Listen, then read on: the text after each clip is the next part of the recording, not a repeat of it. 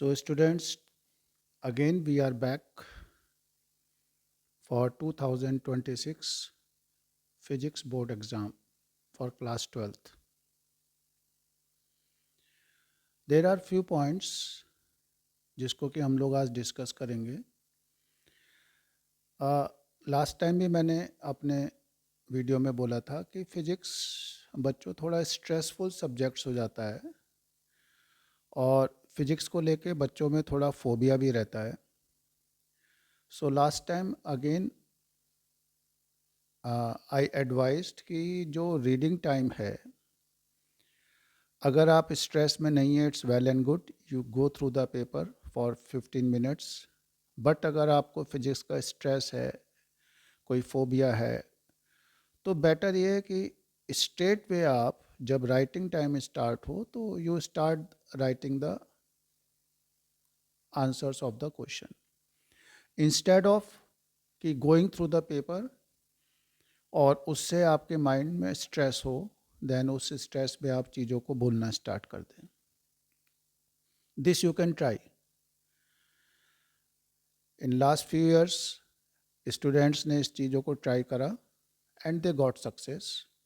So it is up to you. Now once you started the paper, how the time management should be there? So my suggestion is start with section E, जिसमें कि 3 questions हैं, 5 marks each for 15 marks.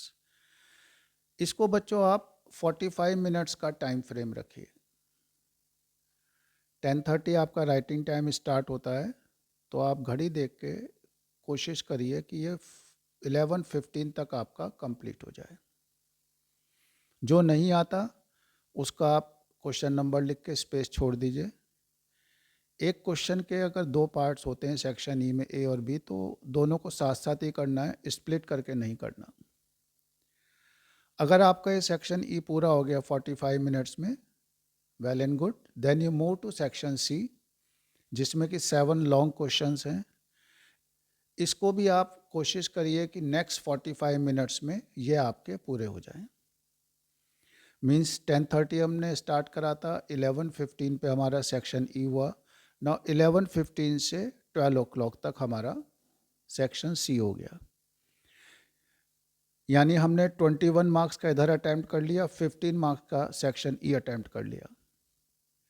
अब हम section B में आप enter करिए, जिसमें कि 5 क्वेश्चंस हैं. उनको आप कोशिश करिए 30 मिनट्स में कंप्लीट करने की. ये आपका theory plus numerical portion complete हो गया. अब हमारे पास एनालिटिकल सेक्शन बचा है, that is section D, which will be having 2 case studies. इसमें भी एमसीक्यू फॉर्मेट होता है. आप कोशिश करिए इसको 25 मिनट्स में कंप्लीट करने का. अगर ये टाइम मैनेजमेंट आपका फुलफिल हो गया, तो अब आपके पास जो 16 क्वेश्चंस हैं सेक्शन ए के, जिसमें कि 12 एमसीक्यूज हैं, 4 असर्शन रीजन है, उनके लिए you will be having good 35 minutes, which is a quite good time. आप सॉल्व भी कर सकते हैं, आप उसमें ट्राई रिकॉल कर सकते हैं formulas. They are all analytical questions. ये हमारा टाइम मैनेजमेंट अगर आप फुलफिल कर लेते हैं बच्चों, तो it will be good for you. अब इसके बाद जो हमारा वीडियो का सबसे इम्पॉर्टेंट टॉपिक है कि 20 इम्पॉर्टेंट क्वेश्चंस जो हाई प्रोबेबिलिटी में हैं 2026 में बोर्ड एग्ज़ाम में आने के. So let's start from the reverse order, from chapter number 14 semiconductors. High weightage का चैप्टर है, 7 मार्क्स का. इसमें बच्चों पहला मेरा जो प्रोबेबिलिटी क्वेश्चन है, that is rectifier, half wave, full wave. Then इस चैप्टर में सेकंड प्रोबेबिलिटी और सेकंड इम्पॉर्टेंट क्वेश्चन जो मेरे को लग रहा है, that is difference between intrinsic and extrinsic semiconductor and energy band diagram of conductor, insulator and semiconductors on the basis of energy band gap. Then उसके बाद हम न्यूक्लियर चैप्टर पे आ जाते हैं. इस चैप्टर में there is a high probability binding energy graph का जो हमारा क्वेश्चन आता है, सेट क्वेश्चन है, बाइंडिंग एनर्जी का ग्राफ और उसके बेसिस पे nuclear fission and fusion. Then properties of nuclear forces की भी प्रोबेबिलिटी हाई है इस साल 2026 में। Definition of AMU you must know, board ने पूछी है तो it can ask again. Nuclear density का जो डेरिवेशन है that is very high probable derivation. अब हम उसके बाद एटम चैप्टर में अगर आते हैं तो बोर्ड्स के postulate every time all time important they are. Then electron orbit energy derivation, this is very much important. एक बहुत हाई प्रोबेबिलिटी इस साल है graph between number of scattered particles and scattering angle, it's a highly probable question.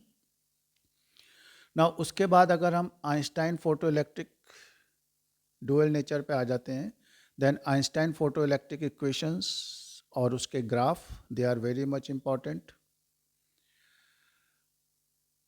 Now our two important chapters, wave optics and ray optics. हाइगन principle पे बच्चों इस साल क्वेश्चन आने की प्रोबेबिलिटी काफ़ी हाई है, starting from definition of wave front, हाइगन principle and explanation of reflection and refraction using Huygens principle. Board diagram भी बनवा सकता है of lens and mirror using Huygens principle. Ray optics में mirror formula is high probability, focal length combination of two lenses, that is a very high probability. Refraction through prism, minimum deviation, this is a question which is expected. Reflecting telescope, which is also called Cassegrain telescope, that is also expected. EM waves में EM waves की property, otherwise जो एक standard question है कि uses and applications and their source, that is a probability of 2 and 3 marks. AC chapter की बात करें तो average power derivation in series LCR, selectivity or quality factor of series LCR, this is highly probable. Derivation of only inductor or only capacitor along with graph of reactance versus frequency. जब भी ये question आएगा ये भी चीज़ आएगी। तो ये 2-3 question ऐसे हैं जो आपके AC चैप्टर से एक्सपेक्टेड हैं। मैग्नेटिज्म एंड मैटर में बच्चों अगर मैं बात करूं, then difference between diamagnetism and paramagnetism, that is expected. Diagram of field lines of dia, para and ferro, that is very much expected. EMI chapter में आपका energy consideration in motional EMF, mutual inductance of two long coaxial solenoid, AC generator diagram and derivation की इस साल बहुत high probability है। Then moving charges in magnetism में magnetic field on the axis of circular coil काफ़ी time से missing है तो इस साल आ सकता है। Biot Savart law, Ampere circuital law, ये हमारे ऑलराउंडर हैं, कभी भी आते हैं। Magnetic movement of revolving electron, that is expected. Conversion of galvanometer to ammeter and voltmeter. Force between two current carrying conductors and definition of 1 ampere, ये भी derivation काफ़ी टाइम से मिसिंग है, आ सकता है। एंड नाउ इन इलेक्ट्रोस्टैटिक्स, उससे पहले current electricity में relation between current and drift velocity and Wheatstone bridge and metre bridge, ये 2 क्वेश्चन काफ़ी इंपॉर्टेंट हैं।